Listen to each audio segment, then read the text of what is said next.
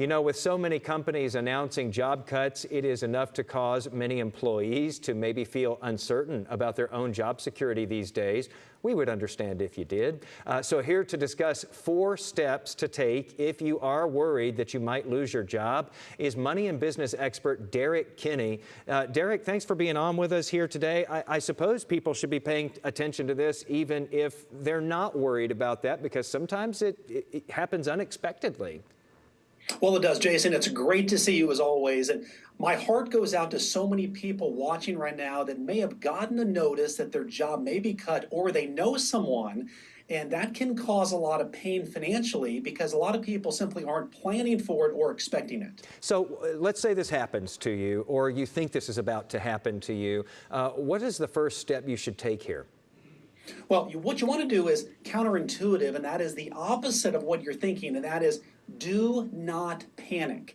The bottom line is you're typically going to get what's called severance, which means the company pays you as you're walking out the door. Most companies, this ranges between 2 weeks, upwards of maybe 2 to 3 months. It varies per company. But what that does is it buys you time to make a smarter decision and really press the pause button and say, is this the same type of job I want to go into? Or perhaps I want to change my job search to refine it to better reflect what it is I really want. Okay, so when you're in that process there of doing a little bit of soul searching, when you know that this news is imminent or you've already gotten the news, you've talked about this. The next step is sort of asking yourself, what do you want to do next? I think a lot of us, it seems like we're just going through life. It's all kind of a blur. We're working hard, and we don't sit and think about this enough. What do you do next? Why is it important to actually sit and think that through?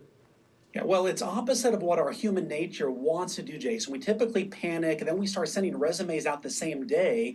And what that does is it gets more of what we just left. And so when I talk about ask yourself what you really want is on a sheet of paper, write down, here are the parts of my job I really enjoy that really bring out the best version of me and my talents, but also the parts of my job that I really don't like, that when Friday at 5 o'clock comes, I'm thankful I don't have to see that part of my job for 2 days. And what you want to do is clarify.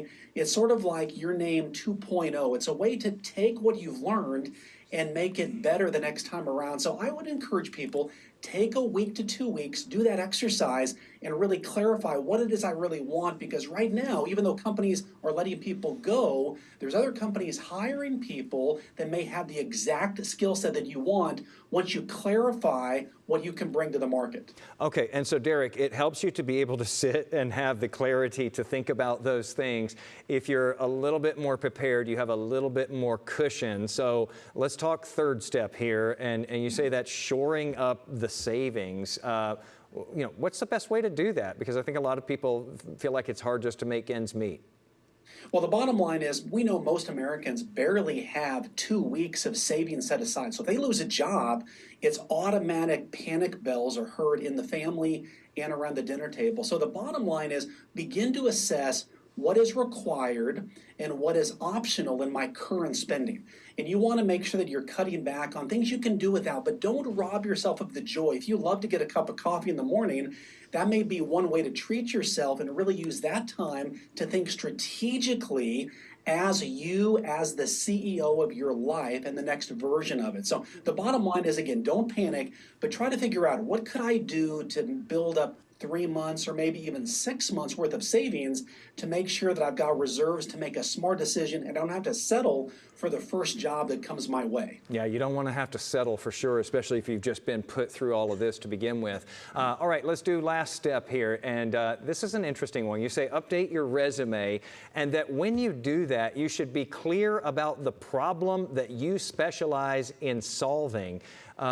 I think many of us may not be thinking of that when we're working on our resumes, Derrick. You know, when I hire people, this is always a litmus test to see which resumes catch my eye as an employer. And it's typically at the top where they can say, we specialize or I specialize in insert problem that I'm an expert at.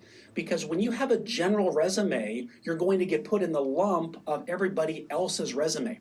But when you say I specialize in, maybe it's providing great engineering services, or I help problem solving in a company, or I help provide accuracy, whatever that is, whatever your skill set is, put that at the top to stand out, because the goal of the resume is, again, not to get hired, but to get interviewed for the job itself. Then you can wow them with your personality and so forth. The other thing about the resume that so many people miss, Jason, is don't put the standard description of what you do in your job. For example, I file papers, I conduct meetings. You want to give statistics about how you helped make money, save money, grow the business, and give numbers and statistics. Those make you stand out, and again, get you in the pile of call that person right away for a job interview. Sell yourself on that resume and in that cover letter and in that interview.